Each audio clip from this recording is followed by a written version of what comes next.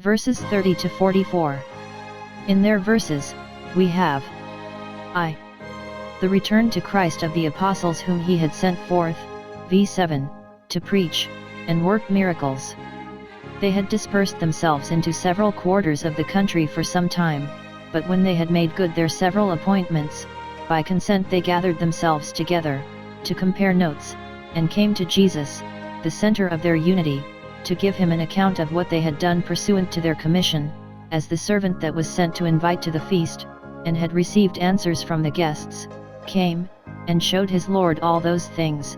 So did the apostles here. They told him all things, both what they had done, and what they had taught.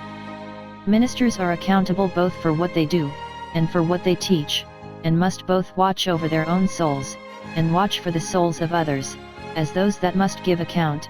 Hebrew 13:17. Let them not either do anything, or teach anything, but what they are willing should be related and repeated to the Lord Jesus. It is a comfort to faithful ministers, when they can appeal to Christ concerning their doctrine and manner of life, both which perhaps have been misrepresented by men, and he gives them leave to be free with him, and to lay open their case before him, to tell him all things, what treatment they have met with, what success, and what disappointment. 2.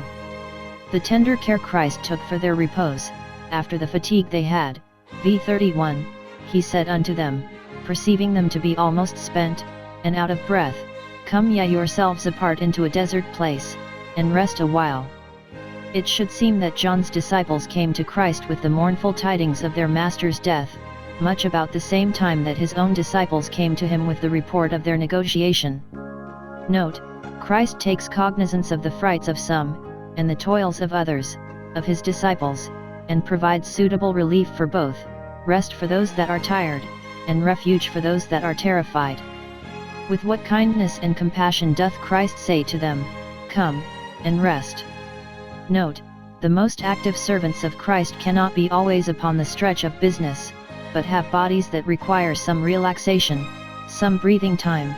We shall not be able to serve God without ceasing, day and night, till we come to heaven, where they never rest from praising him. Revelation 4:8. And the Lord is for the body, considers its frame, and not only allows it time for rest, but puts it in mind of resting. Come, my people, enter thou into thy chambers.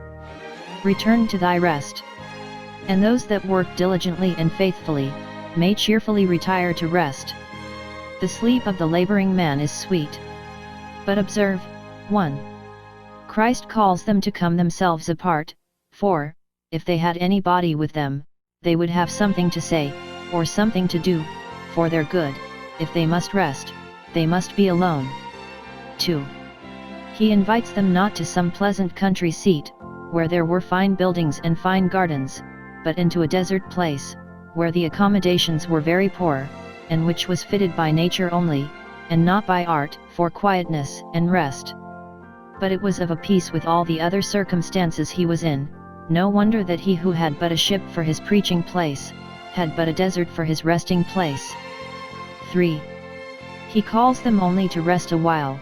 They must not expect to rest long, only to get breath, and then to go to work again. There is no remaining rest for the people of God till they come to heaven. 4. The reason given for this, is, not so much because they had been in constant work, but because they now were in a constant hurry, so that they had not their work in any order, for there were many coming and going, and they had no leisure so much as to eat.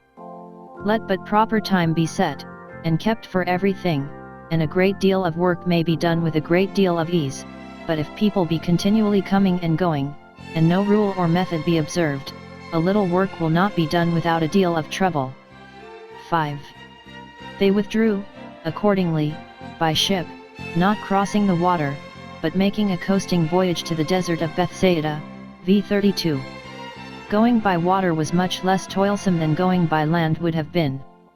They went away privately, that they might be by themselves.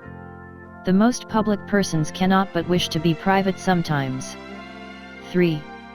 The diligence of the people to follow him. It was rude to do so, when he and his disciples were desirous, for such good reason, to retire, and yet they are not blamed for it, nor bid to go back, but bid welcome. Note: a failure in good manners will easily be excused in those who follow Christ, if it be but made up in a fullness of good affections. They followed him of their own accord, without being called upon. Here is no time set, no meeting appointed, no bell tolled, yet they thus fly like a cloud, and as the doves to their windows. They followed him out of the cities, quitted their houses and shops, their callings and affairs, to hear him preach. They followed him afoot, though he was gone by sea, and so, to try them, seemed to put a slight upon them, and to endeavor to shake them off, yet they stuck to him. They ran afoot, and made such haste, that they outwent the disciples, and came together to him with an appetite to the word of God. Nay, they followed him, though it was into a desert place, despicable and inconvenient. The presence of Christ will turn a wilderness into a paradise. 4.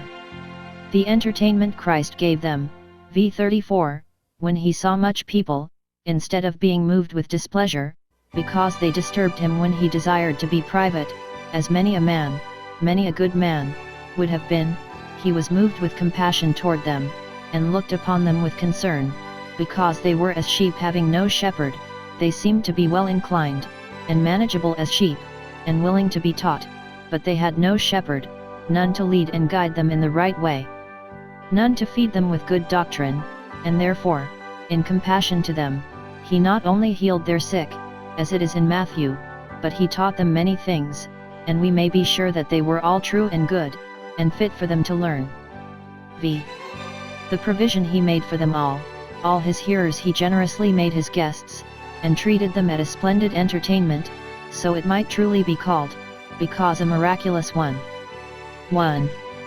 The disciples moved that they should be sent home.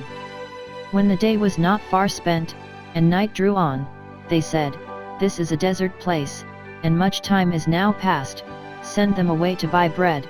v. 35, 36. This the disciples suggested to Christ, but we do not find that the multitude themselves did. They did not say, "Send us away," though they could not but be hungry, for they esteemed the words of Christ's mouth more than their necessary food, and forgot themselves when they were hearing him, but the disciples thought it would be a kindness to them to dismiss them. Note: willing minds will do more, and hold out longer, in that which is good, than one would expect from them. 2. Christ ordered that they should all be fed, v. 37, "Give ye them to eat."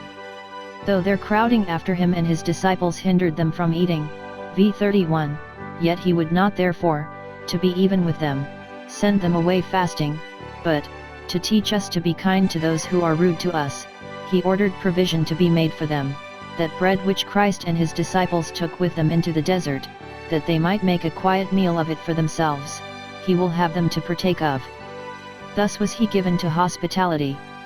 They attended on the spiritual food of his word, and then he took care that they should not want corporal food. The way of duty, as it is the way of safety, so it is the way to supply. Let God alone to fill the pools with rain from heaven, and so to make a well even in the valley of Baca, for those that are going Zionward, from strength to strength. PS 84:6, 7. Providence, not tempted, but duly trusted, never yet failed any of God's faithful servants, but has refreshed many with seasonable and surprising relief. It has often been seen in the mount of the Lord, Jehovah Jireh, that the Lord will provide for those that wait on him. 3. The disciples objected against it as impracticable. Shall we go, and buy 200 pennyworth of bread, and give them to eat? Thus, through the weakness of their faith, instead of waiting for directions from Christ, they perplexed the cause with projects of their own. It was a question, whether they had 200 pence with them, whether the country would of a sudden afford so much bread if they had, and whether that would suffice so great a company. But thus Moses objected, Number 11:22, "Shall the flocks and the herds be slain for them?" Christ would let them see their folly in forecasting for themselves, that they might put the greater value upon his provision for them. 4. Christ effected it, to universal satisfaction. They had brought with them 5 loaves, for the victualling of their ship, and 2 fishes perhaps they caught as they came along, and that is the bill of fare. This was but a little for Christ and his disciples, and yet this they must give away, as the widow her 2 mites, and as the church of Macedonia's deep poverty abounded to the riches of their liberality. We often find Christ entertained at other people's tables, dining with one friend, and supping with another, but here we have him supping a great many at his own charge, which shows that, when others ministered to him of their substance, it was not because he could not supply himself otherwise. If he was hungry, he needed not tell them, but it was a piece of humiliation, that he was pleased to submit to, nor was it agreeable to the intention of miracles, that he should work them for himself. Observe. 1. The provision was ordinary. Here were no rarities, no varieties, though Christ, if he had pleased, could have furnished his table with them, but thus he would teach us to be content with food convenient for us, and not to be desirous of dainties. If we have for necessity, it is no matter though we have not for delicacy and curiosity. God, in love, gives meat for our hunger, but, in wrath, gives meat for our lusts. PS 78:18. The promise to them that fear the Lord, is, that verily they shall be fed. He doth not say, they shall be feasted. If Christ and his disciples took up with mean things, surely we may. 2. The guests were orderly, for they sat down by companies on the green grass. V 39. They sat down in ranks by hundreds and by 50s. V 40. That the provision might the more easily and regularly be distributed among them, for God is the God of order, and not of confusion. Thus care was taken that every one should have enough, and none be overlooked, nor any have more than was fitting. 3. A blessing was craved upon the meat. He looked up to heaven, and blessed. Christ did not call one of his disciples to crave a blessing, but did it himself. V 41. And by virtue of this blessing the bread strangely multiplied, and so did the fishes, for they did all eat, and were filled, though they were to the number of 5,000. V 42, 44.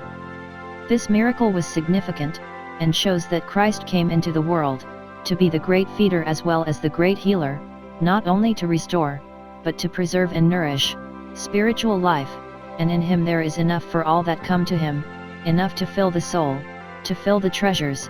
None are sent empty away from Christ, but those that come to him full of themselves. 4.